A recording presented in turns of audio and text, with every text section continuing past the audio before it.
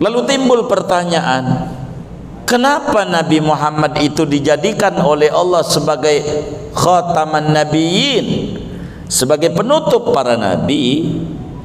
Saudara, kalau itu ditanya, sebab apa Nabi Muhammad itu menjadi nabi penutup? Sebab hikmah ilahiyah, di mana Allah Subhanahu wa taala mengutus para nabi adalah untuk menyeru umat manusia, makhluk, untuk menyembah Allah, untuk ngasih tahu jalan yang benar, baik ngasih tahu urusan bagaimana sukses di dunia, bagaimana sukses di akhirat, ngasih tahu tentang perkara yang gaib, dari mulai kematian, alam kubur, bagaimana kubur sampai bangkit dari kubur dan seterusnya. Hal ikhwal yang tidak masuk di dalam otak kita berbicara perkara akhirat, mengurai tentang dalil-dalil kebenaran, membantah orang-orang yang keliru di dalam prinsip kehidupan manusia. Semua ini lengkap pada ajaran yang dibawa oleh Nabi besar Muhammad sallallahu alaihi wasallam. Bahkan syariat yang dibawa oleh Nabi besar Muhammad sallallahu alaihi wasallam adalah syariat wasatiyah, pertengahan, syariat yang menghapus dan mengamandemen ajaran-ajaran lama yang tidak sesuai dengan peradaban manusia. Itu Nabi.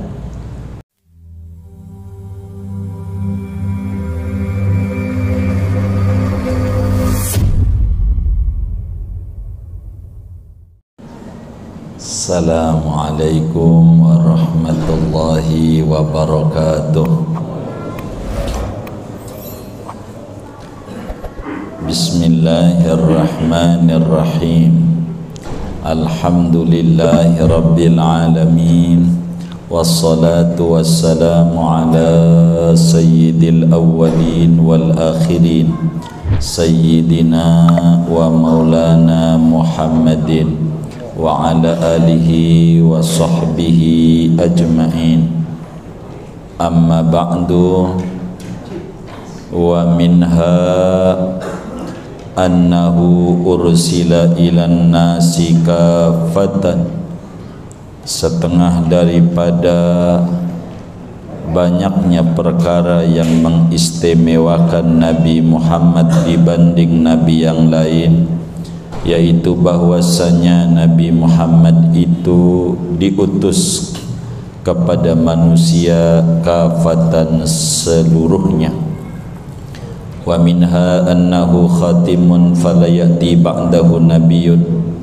Di antaranya bahwa Nabi Muhammad itu penutup para nabi, maka tidak ada nabi sesudah Nabi Muhammad. Fakulu da'wati nubuwatin ba'da nubuwatihi faghayyun wa dhalal. Setiap pengakuan menjadi nabi sesudahnya Nabi Muhammad, maka yaitu sesat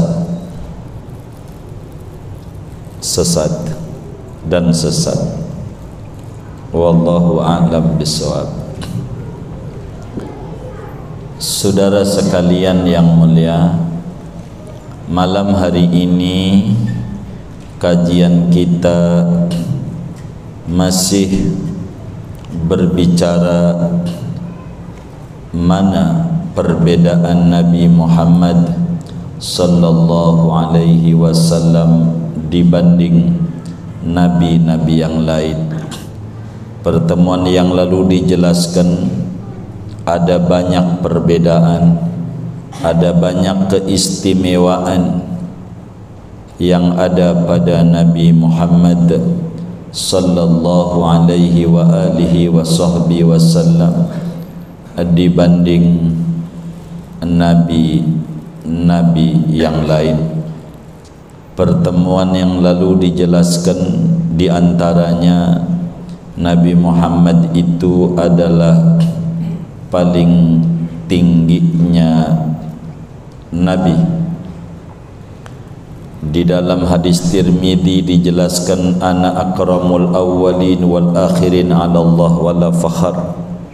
Aku adalah paling mulianya orang-orang terdahulu dan orang-orang terkemudian di mata Allah, bukan berbangga-bangga akan tetapi tahaddus bin ni'mah. Malam hari ini saudara, kita mau menyelesaikan dua hal penting yang mana menjelaskan perbedaan Nabi Muhammad sallallahu alaihi wasallam dibanding nabi-nabi yang lain. Mana di antaranya? Minha annahu ursila ilan nasi kafah, bahwa Nabi Muhammad itu berbeda dengan nabi-nabi yang lain, di mana nabi-nabi yang lain diutus terbatas hanya untuk bangsanya saja, diutus untuk kaumnya saja, untuk masyarakatnya saja. Nabi Musa hanya untuk Bani Israel. Di luar Bani Israel tidak percaya, kala itu tidak mengapa, wong tidak diutus kemana-mana. Ada yang diutus buat kaum Ad, ada yang diutus buat kaum Samud, ada yang diutus buat kaum Lut, itulah Nabi Lut. Tapi Nabi besar Muhammad sallallahu alaihi wa alihi wa sahbihi wasallam berbeda. Di mana perbedaannya? Umumur risalah wan nubuwah, menyeluruhnya kerasulan Nabi Muhammad dan kenabian Nabi Muhammad, sehingga Nabi diutus bukan sebatas bangsa Arab, akan tetapi buat seluruh umat manusia, Arab maupun Arabnya maupun non-Arabnya. Pada bagian ini Allah Subhanahu wa ta'ala menjelaskan di dalam Al-Quran pada surat Saba, wa ma arsalnaka illa kafatan linnasi basyira wa nadhira. Kata Allah, tidaklah aku mengutus engkau wahai Nabi Muhammad, melainkan diutusnya untuk segenap manusia, timurnya, baratnya, utaranya, selatannya, Arabnya maupun non-Arab, semua kudu beriman kepada Nabi besar Muhammad sallallahu alaihi wa alihi wa sahbihi wasallam. Bahkan di dalam surat Al-A'raf pada ayat 158 Allah jelaskan tentang Nabi Muhammad, qul ya ayyuhan nas inni rasulullahi ilaikum jami'an. Sampaikan olehmu wahai Nabi Muhammad, sesungguhnya aku ini benar-benar utusan Allah untuk kalian semuanya, manusia. Tidak hanya untuk bangsa Arab saja, bangsa non-Arab pun wajib untuk beriman kepada Nabi besar Muhammad sallallahu alaihi wa alihi wa sahbihi wasallam. Bahkan dalam ayat yang lain, bukan saja manusia tapi semua makhluk Allah, wa ma arsalnaka illa rahmatan lil alamin. Kalau udah ngomong alam, bukan saja manusia dan jin, tapi semua ciptaan Allah diutus. Hanya bedanya, kalau buat manusia dan jin, Rasulullah SAW diutus irsal taklif, diutus untuk menyampaikan pesan-pesan Rabbani, amanat-amanat ilahi, bagaimana seorang manusia kudu duduk pada derajat manusia. Tapi diutus kepada malaikat, ya, bukan saja manusia, malaikat. Sampai Imam Jalaluddin As-Suyuti mengarang tesis tersendiri dengan judul Tajzinul Araik fi Irsalin Nabi lil Malaik, bahwa Rasulullah diutus untuk para malaikat, tapi irsal tasyrif, diutus untuk mengagungkan Nabi Muhammad. Maka malaikat itu gembira kepada Allah, terima kasih karena dia bersolawat kepada Nabi, tak berhenti. Semua malaikat, innallaha wa malaikatahu yusalluna nabi, diajak oleh Allah sebagai irsal tasyrif, kudu mengagungkan Nabi besar Muhammad sallallahu alaihi wa alihi wasallam. Bahkan di dalam hadis yang sahih, Nabi menjelaskan tentang kelebihan beliau. U'titu khamsan lam yu'tahunna ahadun minal anbiya'i qabli. Aku diberikan keistimewaan 5 hal, satu pun Nabi sebelum aku tidak diberikan oleh Allah Subhanahu wa ta'ala. Apa di antaranya? Wa ursiltu ilan nasi ammatan, aku diutus untuk seluruh umat manusia, Arab maupun non-Arab. Dalam hadis yang lain, Imamul Bukhari riwayatkan tentang kedudukan Nabi besar Muhammad sallallahu alaihi wa alihi wasallam, ana sayyidun nas yaumal qiyamah. Aku adalah pimpinan manusia, Nabi di bawah aku. Adam wa man dunahu tahta liwa'i. Adam dan nabi-nabi sesudah Adam semuanya ada di bawah telapak kakinya Nabi Muhammad. Semuanya beriman sama Nabi Muhammad. Tidak ada yang enggak. Wa kulluhum min rasulillahi multamisu. Semuanya mengambil daripada Nabi Muhammad sallallahu alaihi wasallam. Sebab Nabi Muhammad diutus untuk umat manusia. Kalau udah bilang Allah begitu, Nabi pun juga manusia. Maka semua Nabi beriman sama Nabi Muhammad dan menyuruh umatnya, bila saya wafat ketemu Nabi Muhammad, anda kudu iman dan ikut Nabi Muhammad. Allah jelaskan dalam surat Ali Imran, wa idza qadallahu mitsaqan nabiyyina lama ataitukum min kitabi wa hikmah thumma ja'akum rasulun musaddiqun lima ma'akum la tu'minunna bihi wa la tansurunna. Ibnu Katsir pada menyoroti ayat ini betapa semua nabi-nabi tanpa terkecuali disuruh oleh Allah kudu beriman dan membela Nabi Muhammad. Mereka semuanya beriman dan mereka semuanya membela Nabi besar Muhammad sallallahu alaihi wasallam. Berbeda Nabi. Nabi bukan diutus buat orang Arab. Yahudi pun kudu beriman sama Nabi Muhammad. Nasrani pun kudu beriman sama Nabi Muhammad. Pada bagian ini Nabi sampaikan pada hadis riwayat Imam Muslim di dalam Sahih Muslimnya, fawalladhi nafsi biyadihi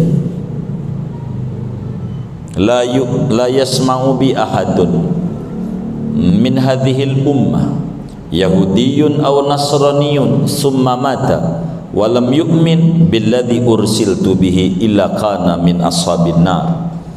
Kata Nabi, tidaklah mendengar demi Tuhan yang jiwaku berada pada genggaman kekuasaannya, tidak mendengar dengan diutusnya aku, siapapun dia orangnya, Yahudikah, Nasranikah, yang sudah punya kitab suci dulu-dulu, kemudian dia mati tidak beriman denganku, maka dia tetap bakal masuk neraka. Tidak bisa, enggak diterima.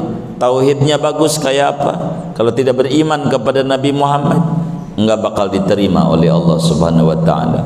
Allah tidak terima asyhadu alla ilaha illallah bila tidak disertai dengan wa asyhadu anna Muhammadar Rasulullah. raditu billahi rabban wa bil islami dinan wa bi Muhammadin nabiyan wa rasulah. Ini adalah luar biasa nabi kita ini. Nabi kita ini diutus seluruh umat manusia. Maka kita disuruh dengan diutusnya nabi kita untuk seluruh umat manusia. Apa yang disuruh? Untuk generasi berikutnya, yaitu anak-anak kita. Kata Nabi, addibu auladakum bisalas. Tanamkan pendidikan kepada anak-anak Anda 3 hal. Yang ini jangan sampai enggak sebagai pendidikan dasar bagi umat yang punya anak, siapapun dia. Tanamkan 3 hal. Yang pertama, hubbi nabiikum. Tanamkan kecintaan kepada Nabi Muhammad. Tanamin siapa Nabi Muhammad. Suruh anaknya yang kecil baca solawat minimal sallallahu alaihi Muhammad 100 habis salam salat. Tanamin biar nempel nama Muhammad di dadanya, biar dia mau. Sebab menyebut-nyebut nama Nabi Muhammad itu tidak gampang, baca solawat itu tidak gampang. Siapa kita yang makhluk kotor, manusia kotor, asal kita dari mani.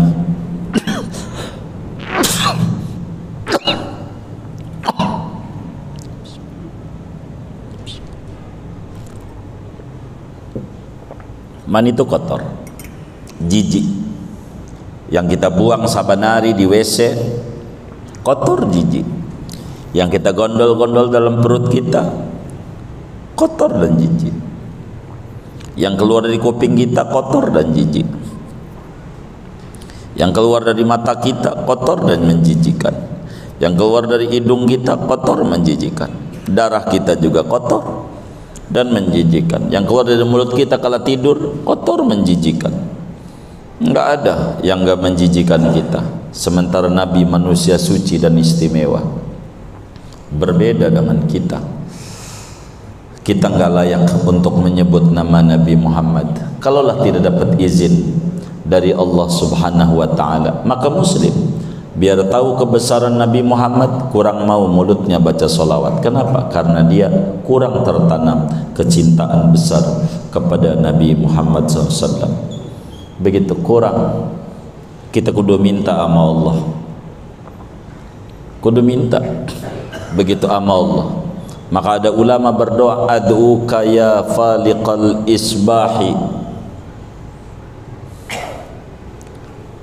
ahlan li hubbi habibillahi lil abadi. Wahai Tuhan, aku mohon kepadamu kepantasan, kelayakan untuk mencintai Nabi Muhammad, sehingga mulut mau menyebut-nyebut nama Nabi Muhammad sallallahu alaihi wasallam. Kita disuruh menanamkan ini kepada anak-anak kita, kecintaan nama Nabi Muhammad. Kedua, wa hubbi ahli baiti, mencintai ahlul baitnya. Harga mati bagi kita kudu cinta kepada ahlul bait. Jangan berkata sembarangan pada ahlul bait, anak cucunya Nabi besar Muhammad sallallahu alaihi wasallam. Allah bakal hancurin sehancur-hancurnya orang yang berkata buruk pada ahlul baitnya Nabi Muhammad. Jangan kita orang, kita harus memuliakan anak cucu Nabi.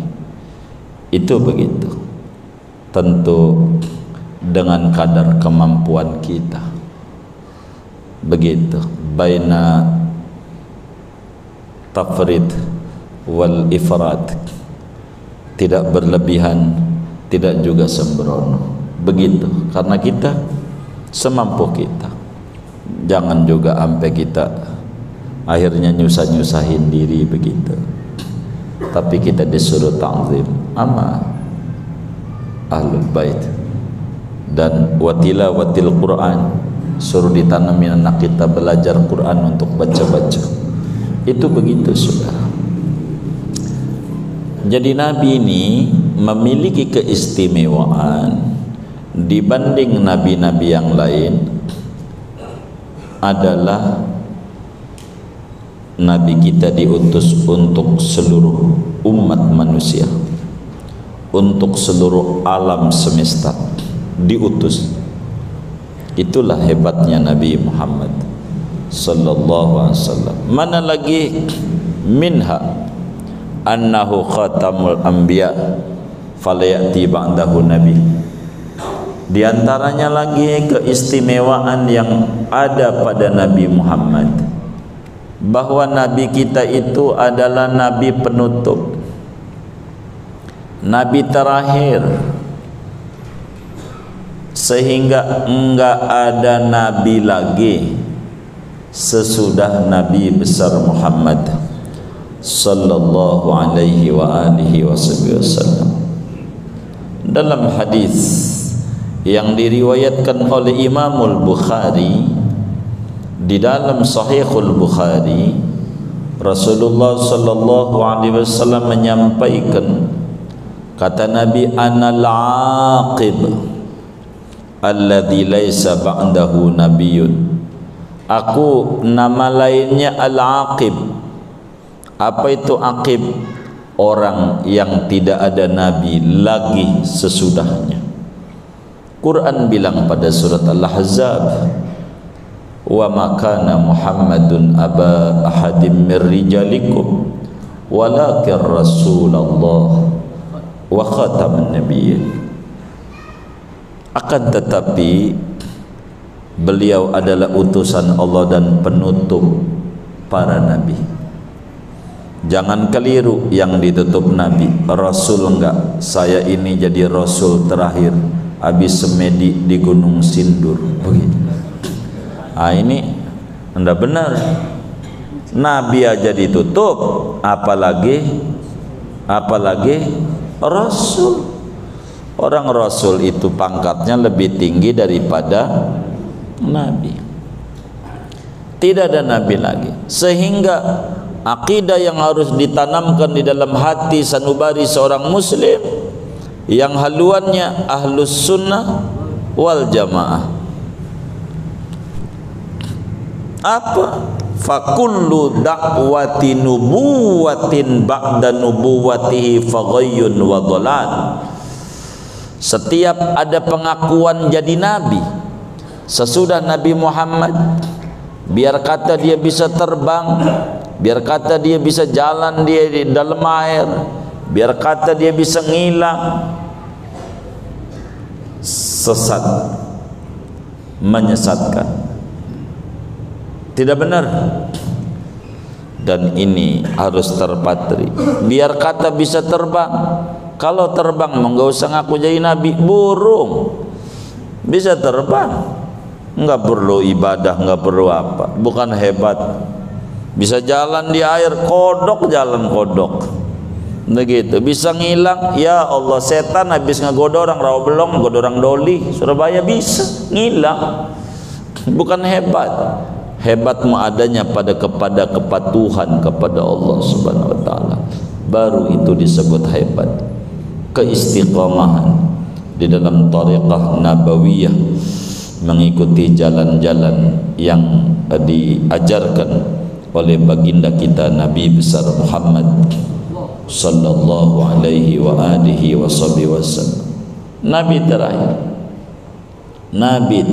tidak ada nabi lagi sesudah Nabi besar Muhammad SAW. Nabi itu nabi penutup, dan Nabi jelaskan di dalam hadis yang sahih.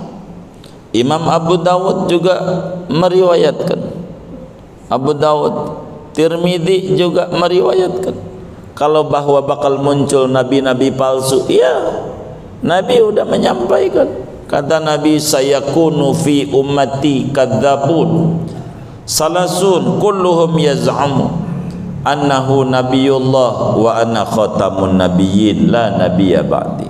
Nanti di umatku ada sekitar 30 orangan, muanya masing-masing mengaku jadi nabi. ngaku jadi nabi, padahal kagak ada nabi sesudahku. Bahkan ada orang lucu, namanya orang La, Lamongan asli, La, namanya La doang namanya, ngaku juga jadi nabi. Kata dia waktu ditanya, dari mana ente jadi nabi? La, namanya La doang. Dari mana? Yang bilang Nabi Muhammad, kata dia.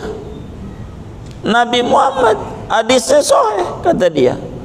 Nabi bilang, la nabiyun ba'di, si La itu nabi sesudahku, begitu kata dia. Lah saya kan La namanya, begitu gitu. Padahal tidak ada nabi, ada aja orang itu aku jadi nabi. Ini bukan canda tuh, dari 30 itu ada. Belum lagi Musailamah al-Kadzdzab, begitu. Belum lagi Aswad al-Ansi, macam-macam. Terakhir itu yang Ahmadiyah, namanya Mirza Ghulam Ahmad. Mirza Ghulam Ahmad ngaku jadi nabi, ngaku jadi nabi. Adanya di India, alirannya Ahmadiyah. Ujungnya sesudah matinya dia pecah organisasinya. Ada Ahmadiyah, ada Qadian, pecahin. Yang atu bilang nabi, yang atu bilang enggak sih, bukan nabi, cuman Imam Mahdi aja. Begitu. Tetap aja salah juga, enggak benar. Begitu. Waktu ditanya, dari mana kau jadi nabi? Begitu Mirza Ghulam Ahmad. Jibril datang kepadaku, bahasa dia di dalam kitab namanya Al-Barahin Al-Ahmadiyah, ada kitabnya, dia karang kitab itu Mirza Ghulam Ahmad. Jadi kalau nyeritain orang tuh enggak mau ngarang-ngarang, harus pakai data, jangan menimbulkan keributan sama orang. Datanya enggak boleh ngarang-ngarang, dia yang nulis, ada kitabnya namanya Al-Barahin, banyak kitab-kitab. Di antaranya di Barahin Al-Ahmadiyah itu dia bilang begini, inni ra'aitu malakan, saya ngelihat malaikat, rambutnya pirang, matanya biru, ku yakini dia Jibril. Begitu. Apa wahyu pertama yang nyampe sama engkau? Jibril bilang sama saya waktu itu, yang pertama kali sampaikan, I love you. Bisa bahasa Inggris. Benar, boleh buka itu kitab itu. Begitu, itu wahyu pertama, I love you.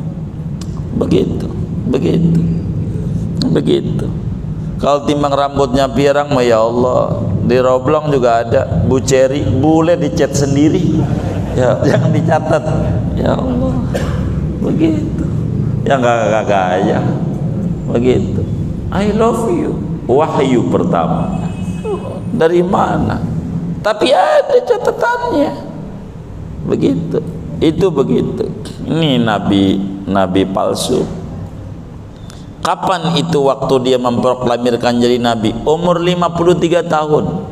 Di mana-mana juga ngaku jadi nabi. Umur 40. Umur 53 telat dia, telat.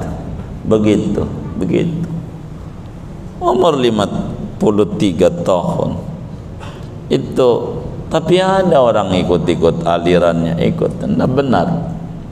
Maka sebagai muslim yang umurnya 15 tahun ke atas, akalnya sehat, wajib tertanam di dalam hati sanubarinya bahwa Nabi Muhammad adalah nabi penutup, nabi terakhir. Tidak ada nabi lagi setelah Muhammad. Bagaimana dengan Nabi Isa yang nanti akan turun pada akhir zaman? Kan ada nabi? Tidak. Nabi Isa ya bakal turun di akhir zaman sebagai tanda-tanda kiamat mau dekat. Udah dekat, min alamatil qiyamatil kubra. Nabi Isa alaihissalam akan turun Pagi kala itu turunnya Nabi Isa. Imam Mahdi ngimamin subuh. Di mana? Di Palestina, dekat Babi Lud, Palestina. Itu ngaku Imam Mahdi dari Depok. Begitu. Ini nggak benar. Begitu. Nggak bisa. Nabinya udah bilang begitu. Main Depok aja, diri ya. Jangan Depok, kan begitu ya kan. Depok, Padepokan, Depok. Saudara, itu Nabi. Begitu Nabi Isa turun, Imam Mahdi udah qomat, mau salat subuh. Berasa ada Nabi Isa di belakang, mau mundur. Kata Nabi Isa, jangan, ente terusin imamin. Maka Nabi udah bilangin. Kata Nabi, nanti waktu dia turun, imamnya adalah umat kita. Iya, Imam Mahdi yang imamin. Pernah jadi makmum, iya, besok-besok Nabi Isa jadi imam. Nabi Isa datang itu nanti di akhir zaman, tidak memproklamirkan sebagai Nabi yang membawa ajaran, tapi yang menyampaikan risalah Nabi Muhammad, kepanjangan Nabi Muhammad, membawa ajaran-ajaran Nabi Muhammad, nyuruh orang sholat dan seterusnya. Jadi kiai di umatnya Nabi Muhammad tidak membawa ajaran baru. Nabi Isa turun, tapi tidak dilantik sebagai Nabi oleh Allah. Nabinya udah sebelum Nabi Muhammad, tapi datang di akhir zaman sebagai ulama daripada umatnya Nabi Muhammad. Itu Nabi Isa nanti begitu, nanti itu. Jadi tidak mengingkari Nabi Muhammad tetap Nabi penutup, karena Nabi Isa turun tidak dilantik sebagai Nabi, tapi sebagai ulama daripada umatnya Nabi Muhammad. Sampai Imam Jalaluddin As-Suyuti, ulama besar Mesir, sebagian kawan majlis sudah ziarah makamnya nggak jauh daripada makam Sayyidah Aisyah, putri Sayyidi Ja'far Shadiq di Mesir. Yang Suyuti ngarang kitab Nuzulu Isa bin Maryam Akhir Zaman. Ditanya madhabnya apa, Syafi'i, Maliki, Hanafi, panjang itu dalam kitab itu. Gitu, membawa syariat buruk tidak. Kalau enggak, bagaimana dia mengajarkan? Itu panjang diterangkan. Singkatnya adalah Nabi Muhammad adalah Nabi penutup. Tidak ada Nabi lagi sesudah Nabi Muhammad. Begitu. Maka Mirza Ghulam Ahmad, ada namanya Ahmadiyah Qadian, ada Ahmadiyah Lahore. Yang Lahore mengatakan muslih, Imam Mahdi aja itu Mirza Ghulam Ahmad. Tapi Qadian ini yang menabikan Mirza Ghulam Ahmad. Begitu, pecah itu. Pokoknya ndak ada nabi-nabi. Pokoknya pastikan kalau dia ngaku nabi, namanya nabi palsu. Jangan ketipu. Masalahnya daun bisa jadi duit. Ini kan hebat ini. Kapan diunjukin? Ya Allah, bohong. Kalau bisa benar-benar daun jadi duit, nggak usah diunjukin. Di rumah aja, jangan kerja. Ngelinting aja. Ngelinting apa? Daun, supaya apa? Jadi duit. Kan hebat. Ya Allah, itu nggak ada hebatnya. Tetangga saya di kampung di Serang banyak. Orang kampung tuh daun jadi duit, dia ngambil tuh pohon pisang, bawa daunnya, bawa ke pasar, jadi duit. Ya Allah, kagak ada hebatnya, bener nggak? Orang Rawabelong juga banyak daun jadi duit. No, yang ngaji-ngaji ini kan daun ini jualannya, bener nggak? Hah? Sampai kembang-kembangnya ya Allah jadi duit, bener nggak? Lah itu sih nggak ada hebatnya, kembang jadi duit ini juga pada bisa. Jangan-jangan aku nabi lagi. Begitu saudara. Jadi nggak benar. Jadi keistimewaan Nabi Muhammad itu saudara adalah nabi penutup. Tidak ada nabi sesudah Nabi Muhammad. Siapapun yang mengaku menjadi nabi sesudah Nabi Muhammad, pastikan nabi palsu. Lalu timbul pertanyaan, kenapa Nabi Muhammad itu dijadikan oleh Allah sebagai khataman nabiyyin, sebagai penutup para nabi? Saudara, kalau itu ditanya, Sebab apa Nabi Muhammad itu menjadi nabi penutup? Sebab hikmah ilahiyah, di mana Allah Subhanahu wa taala mengutus para nabi adalah untuk menyeru umat manusia, makhluk, untuk menyembah Allah, untuk ngasih tahu jalan yang benar, baik ngasih tahu urusan bagaimana sukses di dunia, bagaimana sukses di akhirat, ngasih tahu tentang perkara yang gaib, dari mulai kematian, alam kubur, bagaimana kubur sampai bangkit dari kubur dan seterusnya. Hal ikhwal yang tidak masuk di dalam otak kita berbicara perkara akhirat, mengurai tentang dalil-dalil kebenaran, membantah orang-orang yang keliru di dalam prinsip kehidupan manusia.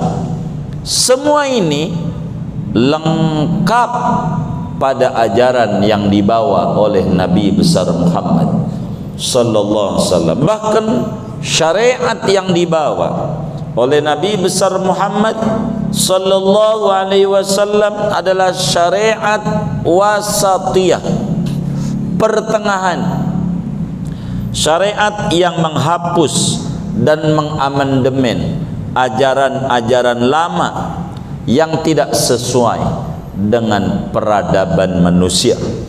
Itu Nabi. Ajaran tua dulu, ajaran Yahudi, umat Nabi Musa, di antara ajarannya orang laki menikah dan menikah tanpa batas. Berapa aja semaunya kalau mau kawin, boleh. Umat Nabi Musa, ajaran Bani Israel. Berapa aja. Maka di zaman dulu orang kalau bininya 300 miskin. Kalau bininya berapa? 300 miskin. Banyak bininya. Nabi Sulaiman bininya 1000. Nabi Sulaiman masih tertulis di dalam kitab Injil Perjanjian Lama pada kitab yang ketiga Imamat orang Levi, berapa Solomon punya bini? 1000. Itu tidurnya bagaimana? Urusan Nabi Sulaiman. Saudara puyeng amat. Nabi Sulaiman aja nggak mikirin saudara. Puyeng amat. Itu urusan Nabi Sulaiman. 1000. Enggak apa-apa. Memang syariatnya begitu. Banyak bininya, tanpa batas. 100 bininya, enggak apa-apa. Muncul Nabi Isa alaihissalam mengajarkan syariat tidak menikah. Jangan nikah, tapi kalau enggak kuat atu aja. Kayak PP nomor 10 yang udah diganti juga dengan yang baru ini. Begitu. Jangan menikah. Kalau syariat Nabi Musa, menik tanpa batas. Ajaran dari Nabi Isa, jangan menikah. Maka orang kalau pengen tinggi derajatnya dalam versi kaum Nabi Isa, kayak pastur tidak menikah. Begitu, tidak menikah. Sebab perempuan dalam pandangannya menurunkan derajat. Sebab dulu Nabi Adam enak-enakan di surga gara-gara wadon, gelitikin.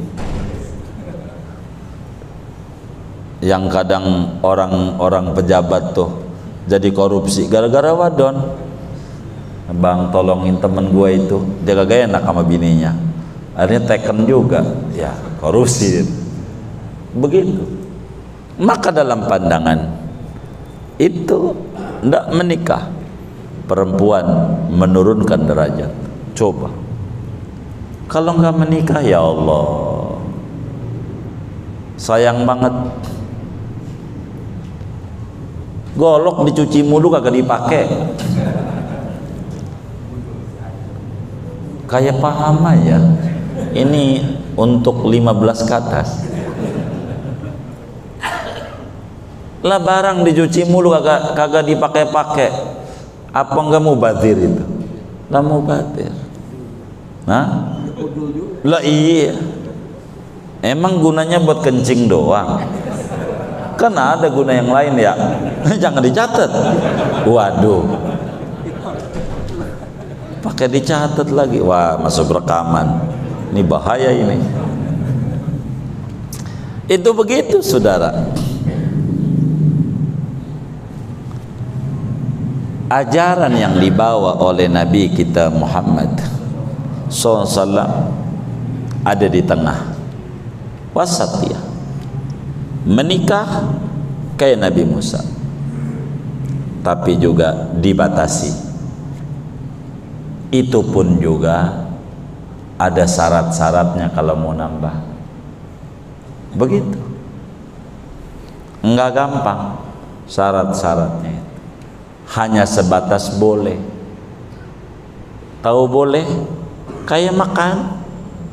Ente makan di warteg, nambah? Enggak nambah? Boleh. Enggak ada wajib, enggak ada sunat, boleh doang.